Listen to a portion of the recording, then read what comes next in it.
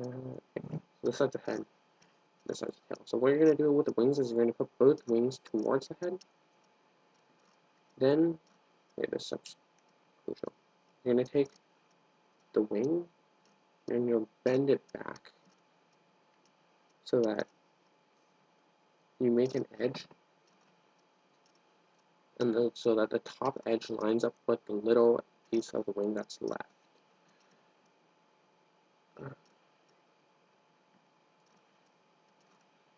Like this. This edge goes along from here to the center of the base. So if I open up the wing again, it looks like this. Can you see the mark I just made is right here? So from the bottom here to a point, to this point, and the top point is reliant on when you can make this edge line up with this smaller edge here. So we're going to do that with both sides.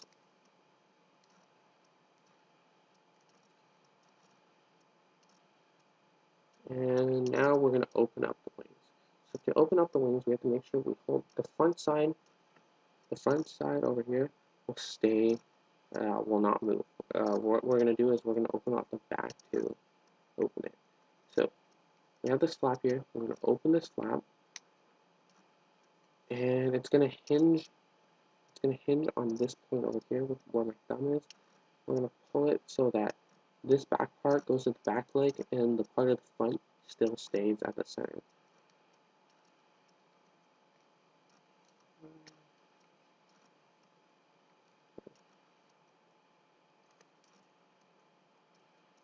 Alright, so if you want to look at it again,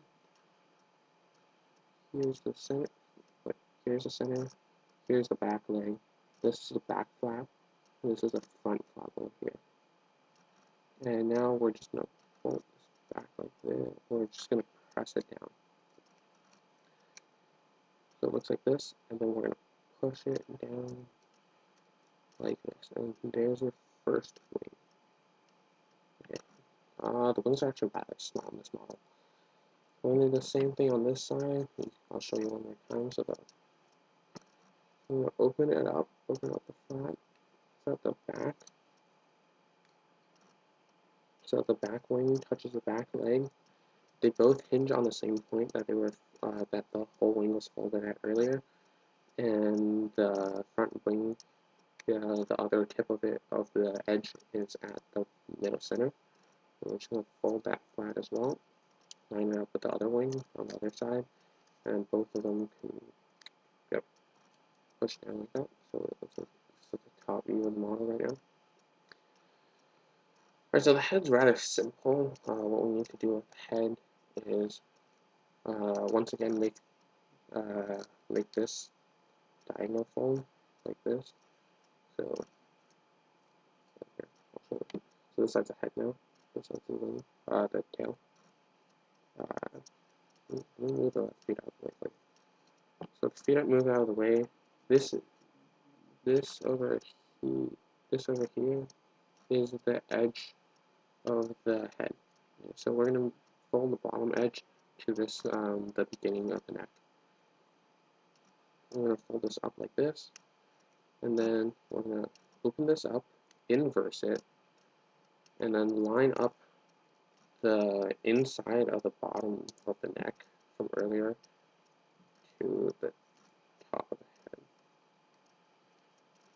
head, like so. So it looks like this. This is from the front. You can open it up like this, but there's really no point here. It should be kept in like this at all times.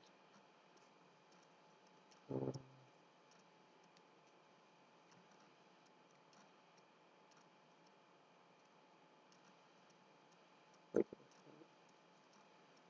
it was like this. We reversed it and we pushed it up and together. Then you fold it forward, kind of like you would do with a crane. You kind of want to determine how long your neck to be. Don't really worry about the head. The head should be a lot longer than you think. It is proportional.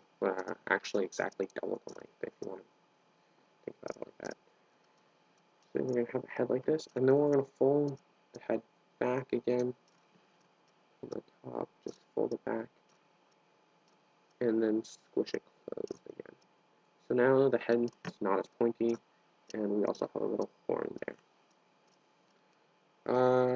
And then let's put the legs back front.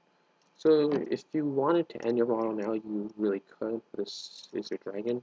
The next three or two steps, I guess, will be adding detail to the wings and the tail. So what we're going to do with the wings is you're going to fold the wings down, then up, then down, then up again. Kind of like an accordion, but the point, one point of all the edges has to line up here. So it's more like a fan than an accordion, really. Actually, yeah, so let me fold it first and I'll show you.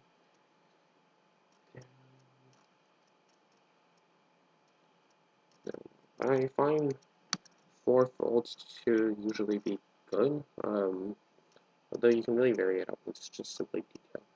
So, as you can see, this wing gets folded down and up and down and up. You can see 2 ridges, and they all line up to this point. They're not parallel, essentially. They all intersect at this point. Now, we're going to squeeze onto this point. We're going to pinch it, so that's kind of like a claw. And then we're going to open up the wings. So now our accordion fold essentially becomes the ripples on the wings, like this. So it looks kind of open, but also kind of closed, and that's the effect you want. And you also have that little claw-like thing over there. We're going to do the same thing to the other side.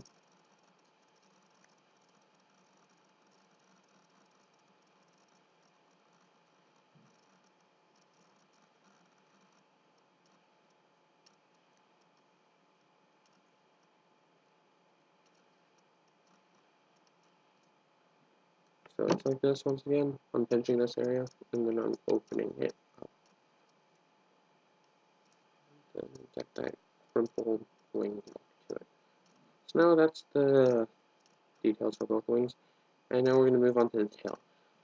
So the tail, you can do this in 2 ways, the short way or the lazy way. Some people find the lazy way is, the long way and the lazy way. Some people find the short way is easier than the long way. But it really just depends on what you want to do. So long way first, you're going to fold it up kind of like you fold the head up. It doesn't have to be at the very edge, and in fact it shouldn't. No one will see that effect if you put it there. You're going to fold it up like this, and then you're going to fold it down again, doing the exact opposite of what you did by folding it up.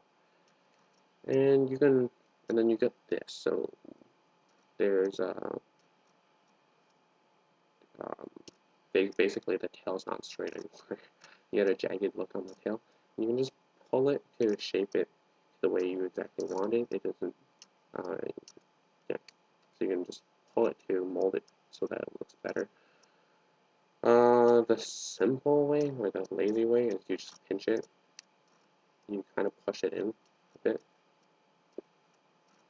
It might not be easy to do with one hand. Yeah, you just pinch it, you push it in, and then you collapse it again, like that. And then you just reshape it. So you're just going to push it in, collapse it, and then shape it a bit so that looks nice. And then push it in. You can really add as many ripples as you want in the tail. It's just your own choice based on how you want your dragon to look. Okay, so usually what I do now, once again, it's pretty much presentable. What I usually do now is just twist the tail so that it's on a slight upward angle, but looks slightly nicer that way. Doesn't look as angular. And that is how you make a origami dragon. Thanks for watching this video. If you have any comments on how I can make this more easily understood for you, please put it into the comment section below, and I'll be sure to address it. Thanks for watching.